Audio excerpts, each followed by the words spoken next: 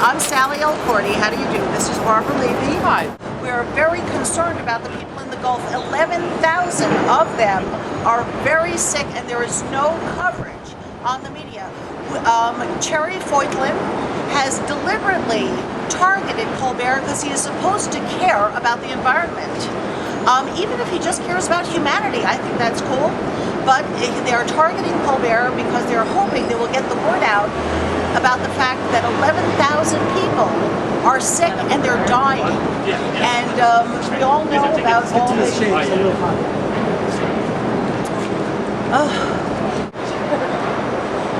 we're trying to get Stephen Colbert, who's supposed to care about the environment, to take action in terms of putting a camera on the situation, interviewing Cherri Foytlin and the many others who are not well and are representing. Cherri Foytlin has marched to Washington through New Orleans. She's an amazing woman. Trying to get the media on this terrible situation. 11,000 people sick, and it's getting worse. So I'm sorry this is not the mainstream media. I wish it were the mainstream media, but we are appealing to Stephen Colbert because he cares about the environment and hopefully about people and animals as well. This is for your public relations person. This is for your segment producer. This is for your segment producer at the Colbert Report. And this is for Stephen Colbert himself. So I really hope you deliver these envelopes on behalf of the people who are suffering. They have lesions all over their bodies. Today we're here in New York City to see Stephen Colbert, and unfortunately we weren't able to get past the front door to see him, but we were able to send some packages of information to him via his people so that they can have more information about what's happening in the Gulf of Mexico to the residents and the businesses there. We're hoping that he'll respond to Operation Stephen Colbert on Facebook. And I just named it that. I don't think it's actually the proper name. It's on there as that, though. That's fine. That's okay. That's cool. Okay. I think it's kind of, it's cute. I like it. Yeah. It's cute. Any rate, so we're hoping that at some point Cherri Foytlin and Kendra Arneson and the rest of the Gulf activists can somehow meet him and get some more exposure for this second leg of the trip since the BP oil spill. Hi there, this is Sallie Cordy. I want to send my love to Cherri Foytlin and all of the literature that I have, because I am your friend.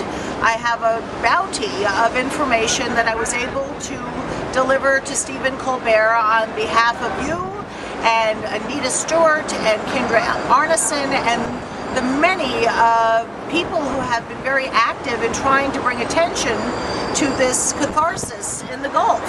You know, they did expect us. I had written on Stephen Colbert's Facebook twice that we were coming, and they in fact did expect us. That having been said, it's important for you to know that we were basically not even told who the public relations person who would be receiving our envelope, what that person's name is. We were not told the name of the segment producer. We already know Stephen Colbert's name, but the security guard who talked to us, of course, did not want to be on camera. That's not a surprise. In fact, it's not a happy job for him, I'm sure. I always have more compassion for the guy who's forced to deal with people who are talking about things that they obviously don't want to know about. So if you get a call from Stephen Colbert, Cherri Foytlin, I will be the most surprised woman in the world, and the happiest for you and all the people who are sick. 11,000 people who are sick in the Gulf and would be cheering to know that Stephen Colbert cared enough to do a follow-up. I hope he cares about the environment, and again, more so about the people and the animals. And I want to thank Barbara Levy for coming with me today. I would also like to thank Renee Major, who I am so happy. She's such a wonderful support, and she's so knowledgeable. And Barbara and I became friends over this particular issue. It's an important issue, and we will keep coming back. Cherri, we will keep coming back until they do listen, and we will hit every network, not just Stephen Colbert. So keep hope alive. We will keep trying. And I'll tell you, the fellow who is the security guard, he felt pretty darn miserable when I finished telling him why we were here. You could see he didn't want to be the one to tell us to go away. So I'd like to say peace and love to the young man who couldn't tell me his name even. But people before profit, that's the key. People before profit. Okay.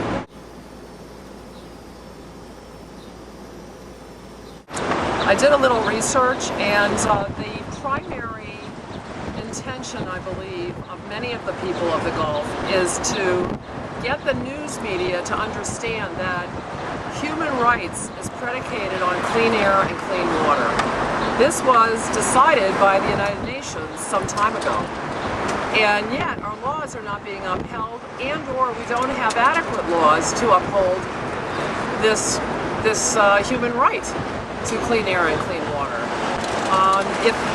If you look into it, the list of oil spills is staggering. I have a list here of oil spills all over the United States, all over the world in fact.